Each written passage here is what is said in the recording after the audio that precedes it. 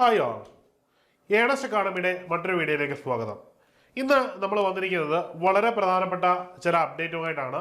അത് പ്രധാനമായിട്ടും കിഫ്ബിയിലേക്കുള്ളതാണ്.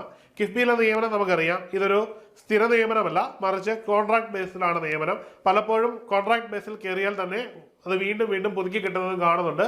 മാത്രമല്ല, ഉയർന്ന ശമ്പളവും ഈ തസ്തികകളിൽ ലഭിക്കാറുണ്ട്. ഇതിൽ പ്രധാനമായിട്ടും യോഗ്യതയുള്ളത് ബിടെക്കുകാർക്കും MBAക്കാർക്കുമാണ് ഈ ഒരു യോഗ്യത ഉള്ളതായിട്ട് കാണുന്നത്. അപ്പം തസ്തികകൾ ഓരോന്നായിട്ട് നമുക്ക് നോക്കാം. ആദ്യമായിട്ട് പ്രോജക്റ്റ് എഞ്ചിനീയർ ഇലക്ട്രിക്കൽ എന്നുള്ളതാണ്. പിന്നീട് അടുത്ത തസ്തിക എന്ന് പറഞ്ഞാൽ പ്രോജക്റ്റ് എഞ്ചിനീയർ സിവിലാണ്. മറ്റൊന്ന് പ്രോജക്റ്റ് കോർഡിനേറ്റർ. എന്നിങ്ങനെ 3 തസ്തികകളാണ് ഇവിടെ കിഫ്ബി വിളിച്ചിരിക്കുന്നത്. അപ്പം ഈ ഒരു തസ്തികകളിലേക്ക് പ്രോജക്റ്റ് എഞ്ചിനീയറിലേക്കും പ്രോജക്റ്റ് കോർഡിനേറ്ററുകളിലേക്കും തസ്തികകളിലേക്ക് അപേക്ഷിക്കാനുള്ള ഡേറ്റ് എന്ന് പറയുന്നത് 20 നവംബർ മുതൽ 4 ഡിസംബർ വരെയാണ്. അതായത് വരുന്ന ഡിസംബർ മാസത്തിലെ 4-ാം തീയതി വരെയാണ് ഇതിന് അപേക്ഷിക്കാനുള്ള സമയമായിട്ട് കിഫ്ബി അനുവദിച്ചിരിക്കുന്നത്. അതിൽ ആദ്യത്തെ തസ്തിക എന്ന് പറയുന്നത് പ്രോജക്റ്റ് എഞ്ചിനീയർ ഇലക്ട്രിക്കൽ ആണ്.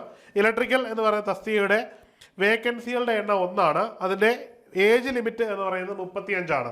ഇനിയും ഇതുമായിട്ട് ബന്ധപ്പെട്ടിട്ടുള്ള ക്വാളിഫിക്കേഷൻ 2 ക്വാളിഫിക്കേഷൻ മസ്റ്റായിട്ട് പറയുന്നുണ്ട്. ഒന്ന് അക്കാഡമിക് ക്വാളിഫിക്കേഷനും വേണം, ഒപ്പം തന്നെ എക്സ്പീരിയൻസും വേണം. ഇത് രണ്ടുമുള്ളവർക്ക് മാത്രമേ ഈ ഒരു തസ്തികയിലേക്ക് അപേക്ഷിക്കാൻ പറ്റുകയുള്ളൂ. ആദ്യമായിട്ട് അക്കാഡമിക് ക്വാളിഫിക്കേഷനായിട്ട് പറയുന്നത് ഗ്രാജുവേറ്റ് ഇൻ ഇലക്ട്രിക്കൽ എഞ്ചിനീയറിംഗ് അടിസ്ഥാനപരമായിട്ടുള്ള യോഗ്യതയാണ്.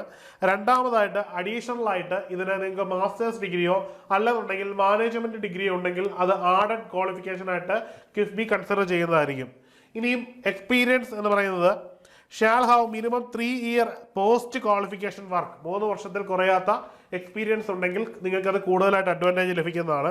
ഇനിയും ഇതിൽ കൂടാതെയുള്ള അഡീഷണൽ അഡ്വാൻറ്റേജ് ആയിട്ട് ഗവൺമെൻറ്റുമായിട്ട് ബന്ധപ്പെട്ടുള്ള വർക്കുകളിൽ ഏതെങ്കിലും ഇൻവോൾവ്ഡ് ആയിട്ട് നിങ്ങൾ ഇതേ തസ്തികയ്ക്ക് തത്തുല്യമായിട്ടുള്ള ജോലിയിൽ നിങ്ങൾ വർക്ക് ചെയ്തിട്ടുണ്ടെങ്കിൽ അതിൽ തന്നെ ബില്ലിംഗ് പോലുള്ള കാര്യങ്ങൾ, അതായത് ഗവൺമെൻറ് ബില്ലിംഗ് പോലുള്ള കാര്യങ്ങളിൽ നിങ്ങൾ ഇൻവോൾവ്ഡ് ആയി ചെയ്തതായിട്ട് തെളിവുണ്ടെങ്കിൽ, അല്ലെങ്കിൽ അതിന് നിങ്ങൾക്ക് എക്സ്പീരിയൻസ് സബ്മിറ്റ് ചെയ്യാൻ കിട്ടുമെങ്കിൽ അതിന് നിങ്ങൾക്ക് ആഡഡ് മാർക്ക് ലഭിക്കുന്നതുമായിരിക്കുമെന്നാണ് പറയുന്നത്. ഇനിയും ഈ ഒരു തസ്തികയ്ക്ക് വേണ്ടി നിങ്ങൾക്ക് ലഭിക്കുന്ന സാലറി എന്ന് പറയുന്നത് 50,000 രൂപയാണ് ഈ ഒരു പോസ്റ്റിന് വേണ്ടി കിഫ്ബി സാലറി ആയിട്ട് നൽകുന്നത്. വേക്കൻസികളുടെ എണ്ണം നിലവിൽ 1 എണ്ണം മാത്രമാണുള്ളത്. അടുത്തത് പ്രോജക്റ്റ് എഞ്ചിനീയർ സിവിലാണ്. ഇവിടെ നിലവിൽ വേക്കൻസി ആൻറ്റിസിപ്പേറ്റഡ് ആണ്, നിലവിലില്ല, വരാൻ പോകുന്നു എന്നാണ് കരുതുന്നത്. ഇവിടെയും പ്രായപരിധിയിൽ വ്യത്യാസമില്ല, 35 വയസ്സ് വരെയാണ്. ആദ്യം പറഞ്ഞതുപോലെ തന്നെ ഇവിടുത്തെ വിദ്യാഭ്യാസ യോഗ്യത എന്ന് പറയുന്നത് ബാച്ചിലറാണ്, ബിടെക് അല്ലെങ്കിൽ BE ആണ്. കൂടാതെ അഡീഷണൽ ആയിട്ട് നിങ്ങൾക്ക് മാനേജ്മെന്റിലോ അല്ലെന്നുണ്ടെങ്കിൽ MTechലോ അല്ലെങ്കിൽ മാസ്റ്റേഴ്സ് ഡിഗ്രിയോ നിങ്ങൾക്ക് ഉണ്ടെങ്കിൽ കൂടുതൽ അഡ്വാൻറ്റേജ് ലഭിക്കുന്നതായിരിക്കും. ഇനിയും ഇത് കൂടാതെ മിനിമം 3 വർഷത്തിൽ കുറയാത്ത എക്സ്പീരിയൻസ് ഈ മേഖലയിൽ ഉണ്ടായിരിക്കണം. ഇനിയും ഇതുപോലെ തന്നെ ഗവൺമെന്റുമായിട്ട് ബന്ധപ്പെട്ടിട്ടുള്ള സിവിൽ കമ്പനികളിൽ അല്ലെങ്കിൽ സിവിൽ മേഖലകളിൽ നിങ്ങൾ വർക്ക് ചെയ്തിട്ടുണ്ടെങ്കിൽ അത് നിങ്ങളുടെ ആഡഡ് അഡ്വാൻറ്റേജ് ആയിട്ട് പരിഗണിക്കുന്നതായിരിക്കും. ഇങ്ങനെയുള്ള വ്യത്യസ്തങ്ങളായിട്ടുള്ള എക്സ്പീരിയൻസുകളുടെ മാനദണ്ഡം എടുത്തുകൊണ്ട് തന്നെയായിരിക്കും ഇവിടെയും നിങ്ങളെ ഷോർട്ട് ലിസ്റ്റ് ചെയ്യുക എന്ന് പറയുന്നുണ്ട്. ഇവിടുത്തെയും ശമ്പളം 50,000 ആണ്. ഇനിയും അടുത്തത് പ്രോജക്റ്റ് കോർഡിനേറ്റർ എന്ന് പറയുന്ന തസ്തികയാണ്. 1 വേക്കൻസി മാത്രമാണ് നിലവിലുള്ളത്. മുഴുവൻ അതിൽ അപേക്ഷിക്കാനുള്ള പ്രായപരിധി 45 വയസ്സാണ്. ഇതിൻ്റെ വിദ്യാഭ്യാസ യോഗ്യത എന്ന് പറയുന്നത് graduation in any discipline and MBA ആണ്. Graduation in any discipline and MBA.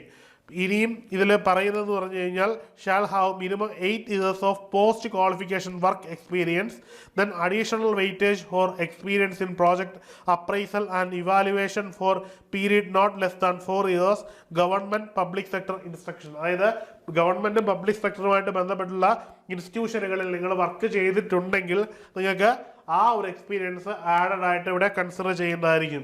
ഇവിടുത്തെ തസ്തികയുടെ സാലറി എന്ന് പറഞ്ഞാൽ 80,000 രൂപയാണ് ഈ ഒരു പോസ്റ്റിന് വേണ്ടിയുള്ള സാലറി ആയിട്ട് പരിഗണിക്കുന്നത്. ഇനി ഇത് എങ്ങനെയാണ് അപേക്ഷിക്കേണ്ടതെന്നൊക്കെയുള്ള നിർദ്ദേശങ്ങൾ നിങ്ങൾക്ക് സൈഡിൽ കയറിയാൽ കാണും. അതിൻ്റെ ഡീറ്റെയിൽസ് ആണ് ഇവിടെ കൊടുത്തിരിക്കുന്നത്, നിങ്ങൾക്കിത് നോക്കിയാൽ മനസ്സിലാവുന്നതാണ്. ഇനിയും ഇതുമായിട്ട് ബന്ധപ്പെട്ട് നിങ്ങൾ മനസ്സിലാക്കേണ്ടുന്ന പ്രധാനപ്പെട്ട മറ്റു കുറച്ച് അപ്ഡേറ്റുകളുണ്ട്. ഇവിടെ നിങ്ങളെ എങ്ങനെയാണ് സെലക്ട് ചെയ്യുന്നത് എന്നാണ്. ഇത് സെലക്ഷൻ പ്രോസസ്സിനെ പറ്റി കൃത്യമായിട്ടൊരു ധാരണ അവർ നൽകുന്നില്ല. എങ്കിലും അവർ പറയുന്നത് ആപ്ലിക്കേഷൻ സ്ക്രീനിങ് ക്രൈറ്റീരിയയിലൂടെ ആദ്യം അവർ സ്ക്രീനിങ് ചെയ്തേക്കാം.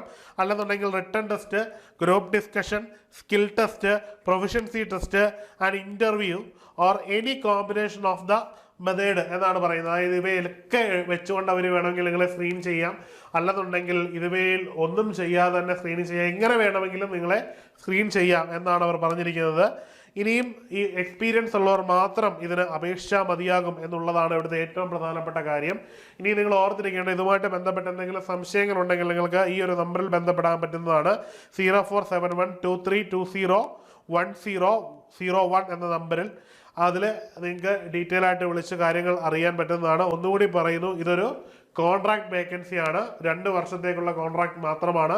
ഭാഗ്യമുണ്ടെങ്കിൽ നിങ്ങൾക്ക് പുതുക്കി തരും, അല്ലെന്നുണ്ടെങ്കിൽ പുതുക്കാതെയും ഇരിക്കാം. യോഗ്യതയുള്ളവർ ഈ ഒരു തസ്തികയ്ക്ക് വേണ്ടി അപേക്ഷിക്കാവുന്നതാണ്.